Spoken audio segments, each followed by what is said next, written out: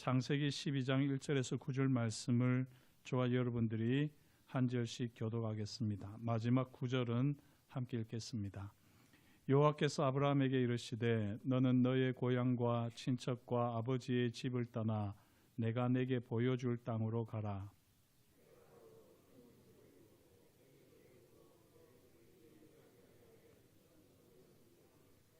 너를 축복하는 자에게는 내가 복을 내리고 너를 저주하는 자에게는 내가 저주하리니 땅의 모든 족속이 너로 말미암아 복을 얻을 것이라 하신지라.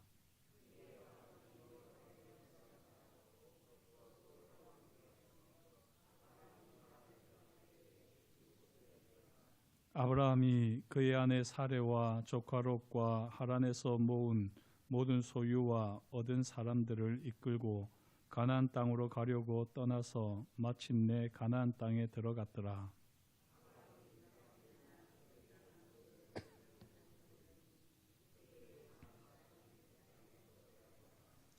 여호와께서 아브라함에게 나타나 이르시되 내가 이 땅을 내 자손에게 주리라 하신지라. 자기에게 나타나신 여호와께 그가 그곳에서 제단을 쌓고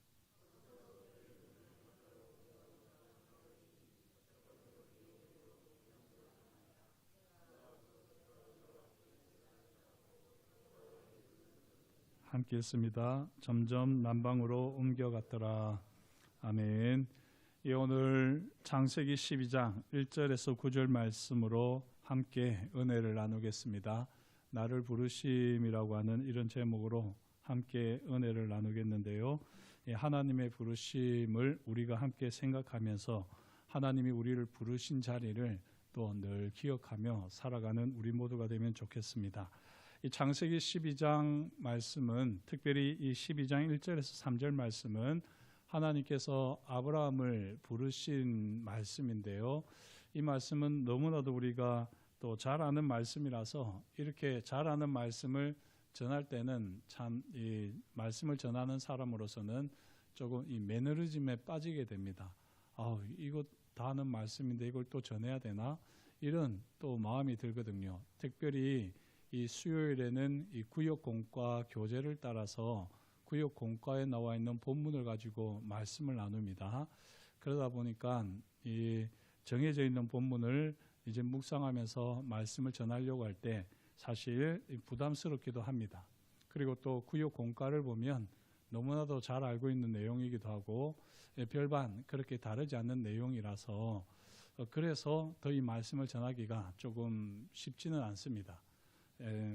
오늘 제가 전하는 말씀도 우리 성도님들이 일반적으로 알고 있는 그런 말씀과는 조금 차이가 있을 텐데요. 그러나 이렇게 조금 다른 각도에서 말씀을 보면서 오늘 말씀이 새롭게 다가왔으면 참 좋겠습니다.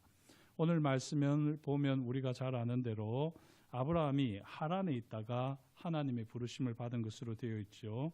이 5절을 보시면은 아브라함이 그의 아내 사레와 4절을 보시면은 이에 아브라함이 여호와의 말씀을 따라갔고 롯도 그와 함께 갔으며 아브라함이 하란을 떠날 때에 75세였더라. 이렇게 해서 하란에 있을 때 아브라함이 하나님께로부터 이 말씀을 약속을 받으셨습니다.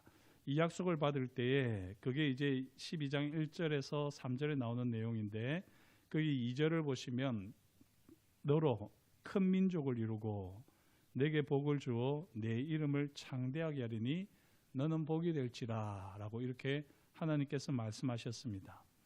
이렇게 말씀하시면서요 동시에 3절에서는 너를 축복하는 자에게는 내가 복을 내리고 너를 저주하는 자에게는 내가 저주하리니 땅의 모든 족속이 너로 말미암아 복을 얻을 것이다 라고 이렇게 하나님께서 말씀하셨습니다. 하나님께서는 이 말씀을 하시면서 약속을 주시면서 아브라함을 이제 하란에서 떠나게 했습니다. 자, 이렇게 하나님께서는 큰 민족을 이루겠다. 그리고 너 이름을 창대하게 하겠다.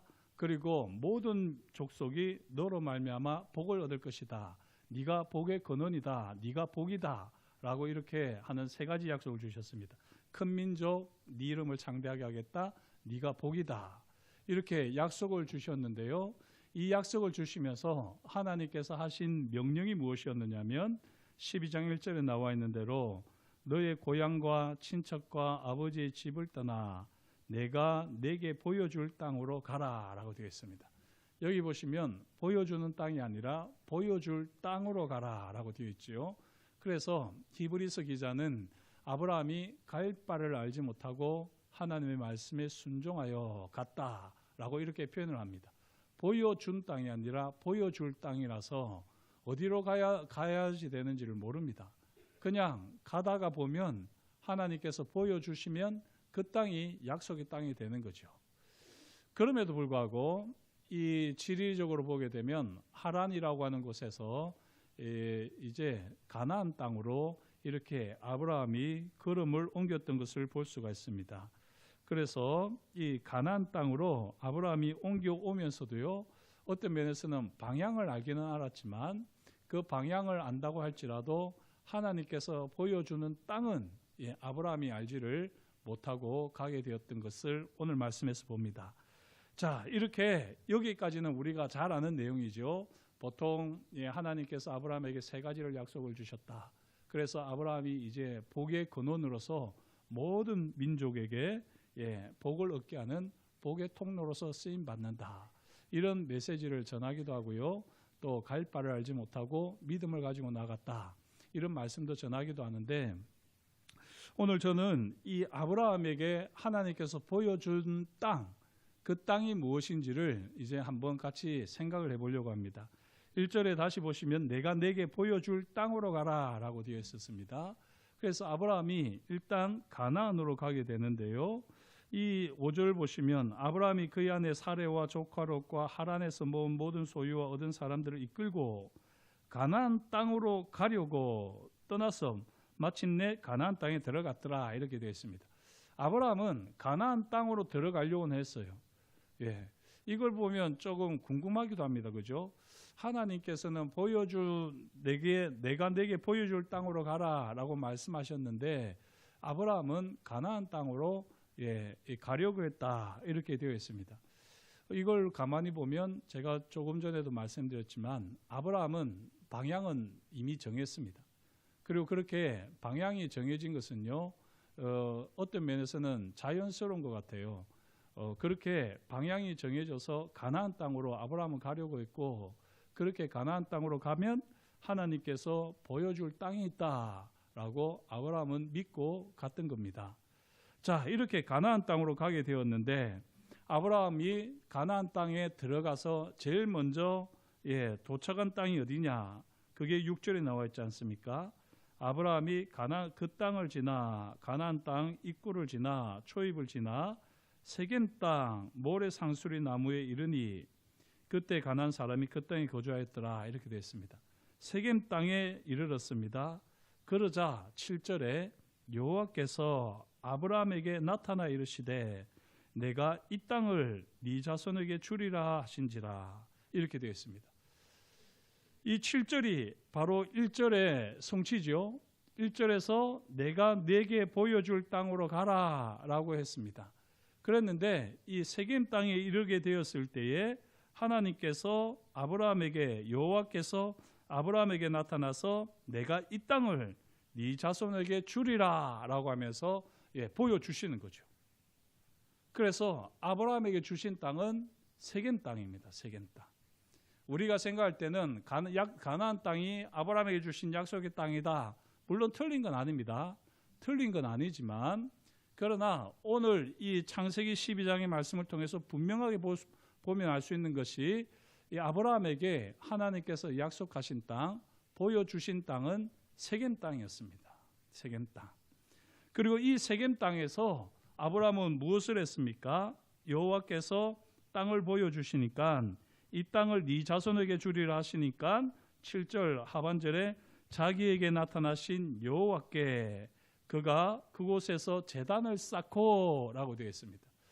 아브라함이 하나님의 약속을 따라서 이제 하나님이 보여줄 땅으로 갔습니다. 그리고 그 땅으로 가면서 늘 아브라함은 물었겠죠. 하나님 이 땅입니까? 이 땅입니까?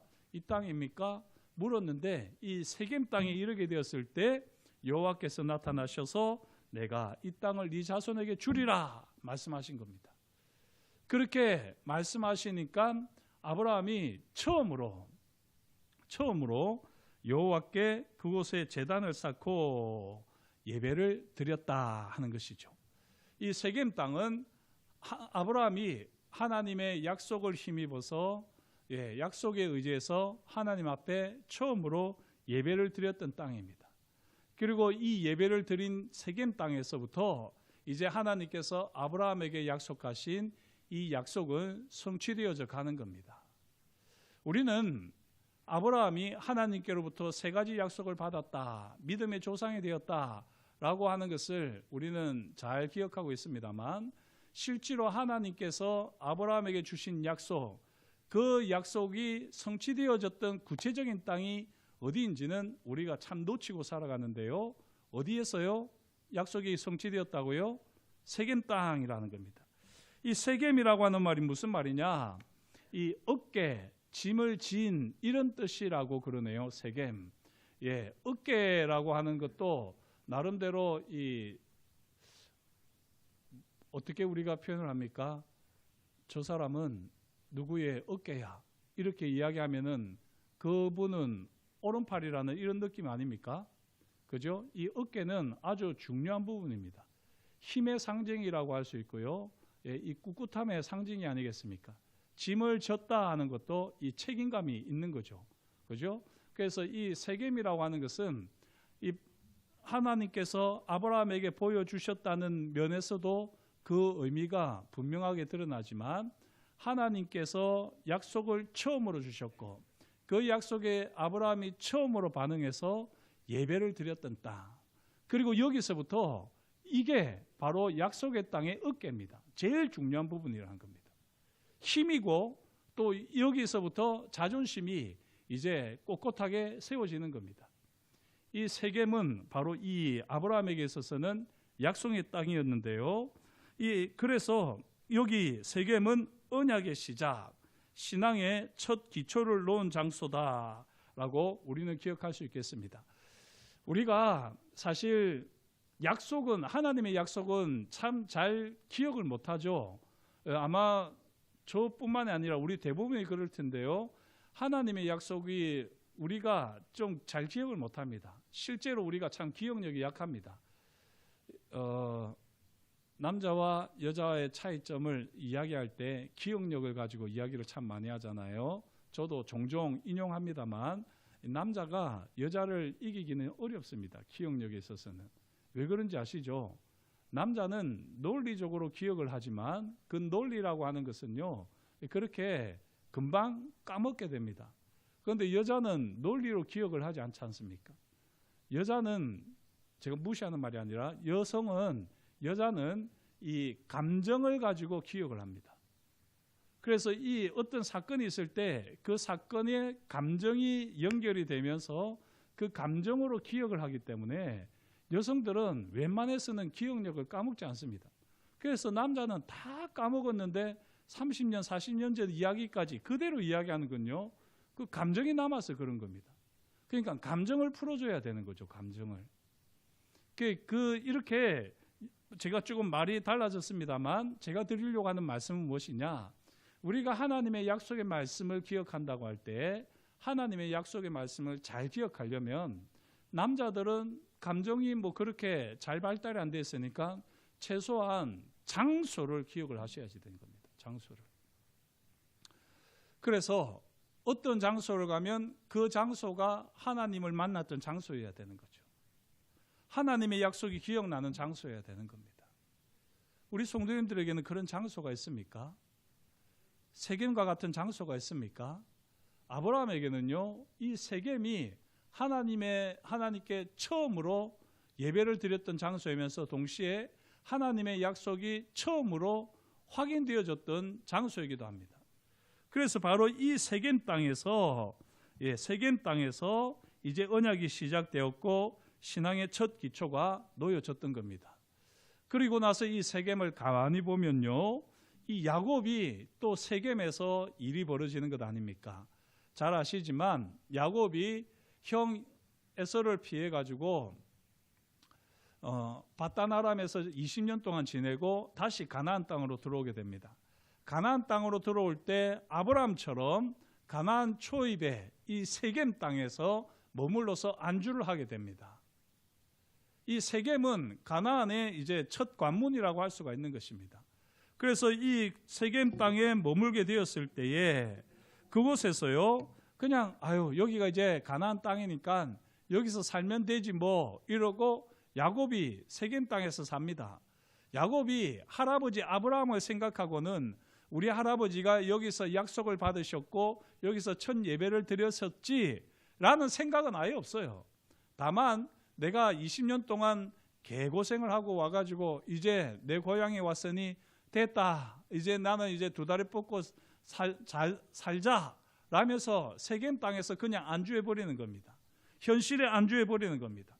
그때 어떤 일이 일어났습니까? 그 세겜에서 디나가 욕을 보이지 않습니까? 그렇게 디나가 욕을 보이게 되고요. 그걸로 인해 가지고 결국에는 야곱의 아들들이 이 세겜 사람들 남자들을 다 죽여버리는 일이 발생하는 겁니다. 이렇게 되면서 이제 두려움이 오게 되고요. 그때에 이제 야곱이 하나님 앞에 무릎 꿇게 되었을 때에 하나님께서 야곱에게 주셨던 말씀이 베델로 올라가라. 너는 거기서 나에게 제단을 쌓으라 라고 창세기 35장 1절에 이야기를 하십니다. 이렇게 말씀을 주시는데요. 그리고 나서 이제 이 야곱은 이방 신들을 버리고 자신을 정결하게 하고 의복을 이제 바꾸는 그 일이 이 세겜 땅에서 이루어지는 것이거든요. 그러니까 세상에 속한 것들을 다 벗어버리는, 그리고 다시 하나님께로 돌아가는 이 회복의 출발점이 바로 세겜이었습니다. 이 세겜이라고 하는 것은 아주 안주하기 쉬운, 세상과 타협하기 쉬운 곳이지만 바로 그곳에서부터 하나님께서는 다시 하나님의 사람들을 부르시고 세우시는 자리가 바로 이 세겜입니다. 사랑하는 성도 여러분, 신앙의 여정 속에서 우리도 자주 무너지고 더러워지지만요, 하나님은 우리를 다시 세겜에서 부르십니다. 회개의 자리, 정결의 자리로 우리를 이끌어 가십니다. 저와 여러분들이 이 세겜의 자리에서 정말 하나님의 부르심을 새롭게 경험할 수 있기를 축복합니다. 세상과 적당히 타협하고 있는 그 자리에서 하나님께서는 우리도 생각하지 못했던 아주 이 하나님의 진노와 또는 하나님의 이 경고, 또 하나님의 이 심판이 나타나게 하시고요. 그리고 우리를 더욱더 신앙의 자리로 이끌어 가십니다. 그게 바로 이 세겜이었습니다. 자, 그리고 이 세겜이 어떤 곳이었느냐? 또 여호수아 24장을 보면 잘 아시는 대로 이스라엘 백성들이 애굽에서 출애굽한 다음에 애굽에서 나와서 이제 약속의 땅 가나안을 정복하고요. 그리고 어느 정도 거기에 있던 가나안 족속들을 물리친 다음에 이제 이스라엘 백성들이 다 모여서 하나님 앞에서 언약을 맺게 되지요. 그때 여호수아가 모든 백성을 모았던 장소가 어디입니까? 바로 세겜입니다. 그래서 세겜 언약이라고 우리는 그렇게 부르는 것입니다. 이 세겜 대회, 세겜에서 언약을 여호수아가 새롭게 맺을 때요, 여호수아 24장 15절을 보면 너희가 섬길 자를 오늘 택하라. 나와 내 집은 오직 여호와를 섬기겠다라고 그렇게 여호수아가 선언하지요. 그때 이스라엘 백성들도 동일한 한 목소리로 외칩니다. 우리도 여호와를 섬기겠다라고 하면서 이 세겜에서 언약이 맺혀지는 겁니다. 가만히 보게 되면요, 이 여호수아 때 있었던 이 세겜에서의 결단은, 언약은 바로 아브라함에게 하나님께서 주셨던 약속, 그 약속의 온전한 성취라고도 할 수 있습니다. 이와 같이 여호수아 시대에 세겜에서는 다시 한번 온 하나님의 백성들이 하나가 되어지는 결단의 장소였고요, 그 결단과 함께 새로운 시작의 장소였던 것입니다. 자, 이렇게 구약 시대에 보게 되면요, 아브라함으로부터 시작되었던 세겜에서 야곱이 하나님 앞에서 다시 한번 회개하고 새로워지는 장소였기도 하고, 여호수아 시대 때 애굽에서 종살이를 한 다음에 260년 이상의 종살이를 한 다음에 그렇게 이제 약속의 땅으로 와서 하나님 앞에서 다시 한번 언약을 새롭게 갱신했던 자리가 바로 이 세겜이었습니다. 그런데요, 이 세겜이 신약에 와서는 어떻게 될까요? 이 신약에 오면은 수가성, 우리가 잘 알지 않습니까? 요한복음 4장을 보게 되면 예수님께서 사마리아 성에 가시게 되지요. 그리고 거기서 한 여인을 만났습니다. 우물가의 여인을 만나서 이야기를 나누게 되는데, 바로 그 수가성이 이 세겜 땅에 있었습니다. 자, 그리고 거기에 야곱의 우물이 있었던 것이지요. 이곳에서 예수님께서는 사마리아 여인을 만나서 내가 주는 물을 마시는 자는 영원히 목마르지 아니하리라 라고 주님이 말씀하셨습니다. 그러면서 그녀를 정죄하지 않고, 남편이 7이나 있는 그녀를 정죄하지 않고 살아있는 물, 리빙 워터, 생수를 마시라고 초대를 했습니다. 이때에 사마리아 여인이 아주 본질적인 질문을 던졌지요.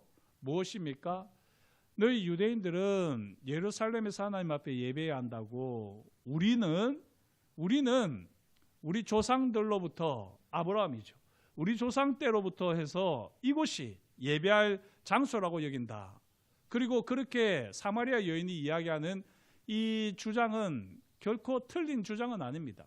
지금 우리가 살피고 있는 대로 하나님께서 아브라함에게 약속을 하셨던 땅이 세겜 땅이었거든요. 하나님께서 아브라함에게 보여주신 처음 땅이, 가나안 땅이 바로 세겜이었기 때문에, 또 여호수아 때에, 또 야곱 때에 이 세겜에서는 언약이 갱신되었었기 때문에 하나님 앞에 예배 장소로서는 이 세겜 땅이 아주 적절한 장소다, 이렇게 여기고 있었습니다, 사마리아인들은.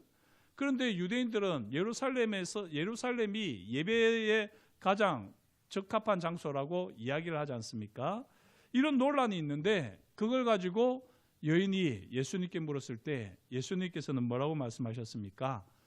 이것도 아니고 그것도 아니고, 그러니까 세겜 땅도 아니고 예루살렘도 아니고, 다만 하나님 앞에 예배할 때가 오는데 바로 지금이다 라고 주님이 말씀하셨습니다.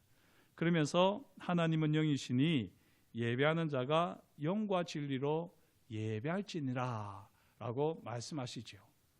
이렇게 주님께서 다시 한번 이 땅에 오신 목적, 진짜 목적을 분명히 밝히신 장소는요, 바로 이 세겜이었습니다. 이 수가성이었습니다. 가만히 보면요, 이 다 공통점이 있는 것입니다. 지금 아브라함에게 주셨던 하나님의 약속, 그 약속이 면면이 흘러왔었는데요, 그 아브라함에게 주셨던 약속이 완전히 이제 성취되어지는 게 언제냐? 바로 이 예수님께서 사마리아 여인을 만났을 때입니다. 그리고 그때 비로소 분명하게 하나님께서 아브라함에게 주셨던 그 약속은 확실하게 드러나는데요, 그게 무엇이냐? 바로 예배라는 것이죠. 저와 여러분들이 아브라함에게 하나님께서 주셨던 이 약속을 잘 기억하셔야지 되는데, 다시 보시면은 12장 2절에 너로 큰 민족을 이루게 하겠다, 너의 이름을 창대하게 하겠다, 땅의 모든 족속이 너로 말미암아 복을 얻을 것이다. 이 세 가지 약속이요, 성취되어지는 삶의 자리가 있습니다. 이 세 가지 약속이 성취되어지는 곳은 세겜 땅이었는데, 세겜 땅에서 있었던 것은 약속이 갱신되는 건데, 그 약속이 갱신되는 그 자리는 바로 예배의 자리입니다. 예배를 통해서 약속이 갱신되어지고요, 예배를 통해서 약속이 계속해서 마음에 새겨지고 새롭게 약속이 역사하는 겁니다. 이 예배의 자리라는 것이 예수님께서 사마리아 여인과 이야기를 하는 가운데 확실하게 나타냈던 것이죠. 사랑하는 성도 여러분, 오늘 이 창세기 12장을 통해서 저와 여러분들이 반드시 다시 한번 새롭게 해야 할 것이 있다면요, 우리가 하나님의 약속을 부여잡는 자리는 바로 세겜이어야 되고, 그 세겜은 다른 것이 아니라 예배의 자리입니다. 우리의 신앙을 다시 한번 회복하는 자리는 세겜이어야 되고, 그 세겜은 다른 것이 아니라 바로 예배의 자리입니다.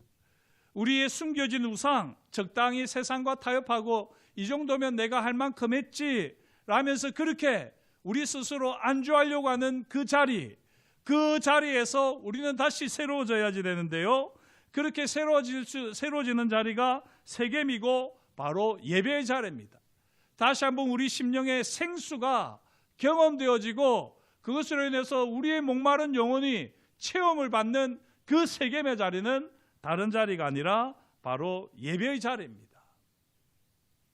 사랑하는 성도 여러분, 우리가 아브라함을 믿음의 조상이라고 여기고요, 또한 우리가 아브라함의 후손이라고 여긴다면 우리가 우리 삶의 자리에서도 세겜이 경험되어져야 되는 겁니다. 세겜, 어깨, 짐을 진, 이런 의미라고 말씀드렸는데요, 약속의 짐을 진 자리, 또는 정말 꿋꿋하게 하나님의 약속대로 믿음의 행진을 걸어가는 그 자리가 이 세겜인데, 바로 그 자리는 다른 것이 아니라 예배의 자리입니다. 저와 여러분들이 왜 하나님의 약속을 잘 잊어버립니까? 예배를 안 드려서 그래요.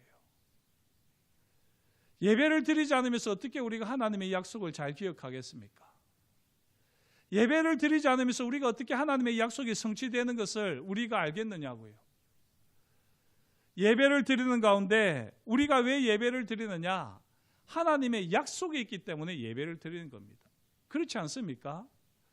그냥 시간에 대해서 왔습니까? 그런 분은 없잖아요. 이게 약속이잖아요. 수요일 날 7시 반에는 예배가 있다는 약속을 가지고 오신 거잖아요. 그런데 여기다가 여러분 각자가 나름대로 약속을 가지고 오셨을 겁니다. 하나님 아버지, 제게 주신 약속, 그 약속이 성취되어지게 해주십시오. 구체적으로 언제 성취되어지겠습니까? 하나님께서 아브라함에게 약속을 주셨던 그 예배의 감격이 제게도 있기를 원합니다. 그렇게 우리가 하나님의 약속이 성취되어지기를 바라면서 예배하게 될 때 이 예배의 자리에서 하나님의 약속이 성취되어지는 미래를 보게 될 줄 믿습니다. 응답을 받게 될 줄 믿습니다. 예배는 바로 그런 자리입니다. 이 강단에서 선포되어지는 말씀을 통해서라든지, 우리 대표자의 기도를 통해서라든지, 찬양을 통해서라든지, 아니면 예배가 다 끝나고 이제 헤어질 때 우리가 서로 교제하면서 기도 제목을 나누고 위로하고, 그렇게 서로 끌어안고 손을 잡아주면서 격려하고 힘을 실어줄 때, 그때라도 하나님의 약속이 확실하게 성취되어질 것을 믿는 회복이 일어나고 언약의 갱신이 일어나는 자리가 바로 이 예배의 자리 아니겠습니까? 우리 신북교회는 그런 세겜과 같은 예배의 자리가 될 수 있기를 간절히 소망합니다. 하나님의 말씀이 반드시, 하나님의 약속이 반드시 우리 삶의 자리에 성취되어질 것입니다. 그것이 어떻게 해요? 예배를 통했습니다. 그렇게 우리가 예배하면서 하나님이 반드시 약속을 성취하실 것을 믿고 예배하게 될 때 우리가 복의 통로로 쓰임을 받는 겁니다. 왜 구역 예배를 드릴까요? 왜 주일날 했던 말씀을 가지고, 아니면 수요일날 했던 말씀을 가지고 그렇게 예배를 드립니까? 그냥 형식적으로 예배 드리는 것 같아도 그곳에 하나님께서 임하시지 않습니까? 성령님께서 임하십니다. 그리고 그 구역 예배에서 진짜 우리가 해야 되는 거는요, 우리 구역 식구들의 기도 제목을 서로 나누고, 그리고 그걸 가지고 같이 기도하는 시간이어야 됩니다. 이렇게 말씀하셨는데 왜 우리 삶의 자리에서는 이 약속의 말씀이 성취되지 않습니까? 어떻게 하면 좋습니까? 그렇게 몸부림치는 자리가 구역 예배의 자리가 되어야 되는 겁니다. 저는 하나님을 한마디로 이야기하면 신실하신 하나님이라고 저는 확실하게 믿는 사람입니다. 저는 다른 하나님에 대해서는 말하기가 참 어렵더라고요. 신학적으로나 또 지식적으로 짧아가지고 이야기하기가 참 어렵습니다. 그런데 신실하신 하나님은 진짜로 포기할 수 없습니다.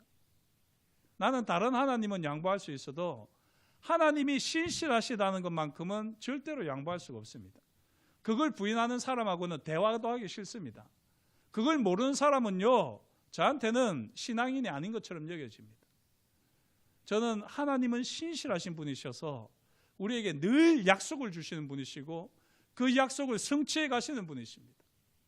이 하나님이 내게 주신 약속을 가지고 있지 않으면요, 신앙생활이 재미가 없다니까요. 이 약속 없이 살아가는 사람이 무슨 인생의 목표가 있고 인생에 무슨 낙이 있겠습니까? 저와 여러분들이 오늘 이 예배 자리가 세겜이 될 수 있기를 다시 한번 주의 이름으로 축복합니다. 신실하신 하나님께서 우리에게 약속을 주십니다. 그리고 그 약속을 성취해 가시는 겁니다.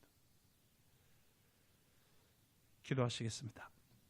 하나님 아버지, 주님께서 저희를 사랑하여 주시고 오늘도 저희에게 말씀하여 주시니 감사합니다. 아브라함이 믿음의 조상이 될 수 있었던 것은 하나님께서 아브라함에게 주셨던 약속의 말씀이 세겜 땅에서 성취되었기 때문이고, 그 감격을 가지고 하나님 앞에 예배하며 하나님은 신실하신 하나님이심을 아브라함이 고백했었습니다. 그리고 그 고백이 자손 대대로 이어져 왔습니다.